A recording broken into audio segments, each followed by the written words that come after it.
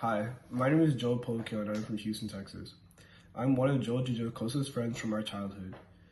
Joel meant a lot of different things to me. He was a role model to me, he was an inspiration to me, my friends, and my family. He was one of my closest friends, but most importantly, he was my brother. Joel represented many different things.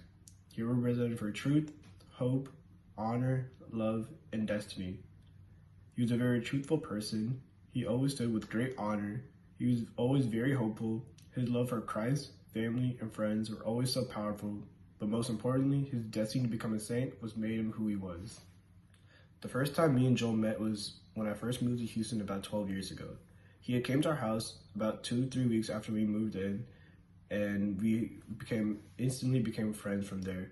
We played teacher, and it was kind of funny because we even made report cards and we got our moms to sign it. So I knew from that day on, I knew me and Joel were not going to be just friends, but I knew we were going to be brothers for the rest of our lives.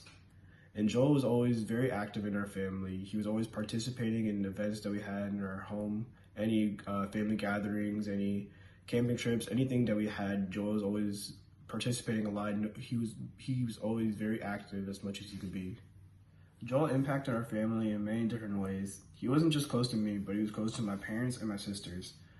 Joel was always a very knowledgeable person. Whenever we had questions or issues about anything, he would always drop what he was doing to come to our house to help us. I remember when we were trying to buy a new car, we would always ask Joel, "Oh, what do you think of this? What do you think of that?" And he would always give us great input of what to get or any tips on how to search for a new car. I also remember a specific time. It was a couple years ago. Me and my dad were trying to fix our garage door. We were trying to connect it to our car so we can open it through there, but we couldn't figure it out for some reason. It took us 2-3 weeks until we called Joel. And I remember he had came to our house and he literally fixed it in 5 minutes. So that's the type of person Joel was, not just willing to drop what he was doing to help others, but he always had answers to any issues that we had, and he always had an efficient and ready answer to anything that we were doing. Everyone knew me and Joel were very close. We were family friends, so we always went to each other's house. I think this past semester in nursing school, over the past year, I think me and Joel got even more closer. We started talking to each other a lot more. I remember at a certain point, I felt I was struggling a lot. I felt hopeless. I lost confidence. I wasn't getting the grades I wanted to get. And I reached out to Joel saying, I need prayers. I'm worried. I'm scared that I don't think I can do it.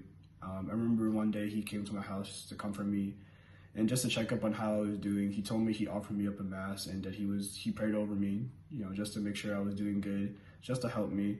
And I remember after that, even after he came to my house, I started getting more confidence. I started finding my hope again, and I started getting better grades. And I'm always going to be thankful for Joel, not just for praying for me and offering me up a mass, but just dropping what he was doing to help a friend like him. I don't think I can ever get a friend like him to always constantly check up on how I was doing and just to make sure I was doing good. I remember the last one-on-one conversation me and Joel had. It was on the way to San Antonio, on the way to the boating trip. I remember I was sitting in the back with him. He had his arm around me. He was just making sure I was doing good. He was just checking up on me. He was just asking me how I was doing, how did the semester go, what I had planned out for the summer. We were just chatting up normal conversation, but little did I know that car ride meant a lot more than I thought it would. I'm really blessed to have those last few hours with Joel, just to have that conversation. That last one-on-one conversation, thinking about it now, meant a lot to us, and just represent how he was as a person, just always checking up on me and always just making sure I was doing good. He always made sure I was included into things. He always made sure that I was, feeling good. I wasn't feeling upset or anything. And I'm always going to be thankful for that aspect of Joel. Joel, we're all going to miss you very much. I know that you're having a great time in heaven right now. Knowing the person that you were, I know that you're getting very frustrated right now with all the videos and people reminiscing who you were. But it is our duty to make sure that the whole world knows who you were and how you impacted everyone's lives. I remember when we were kids, we'd always make jokes about how we had the same name. We'd always say, "Oh, Joel and Joel." And I would always make jokes when you come to my house. I would say, "Oh, I'm not even the best Joel in my own house." But I'm very blessed to share the same name with you, and it is such an honor to have the same name as you. And I will live on the Joel name, and I'm so blessed to have you as one of my closest friends and a brother to me. Until we meet again, I miss you, bro.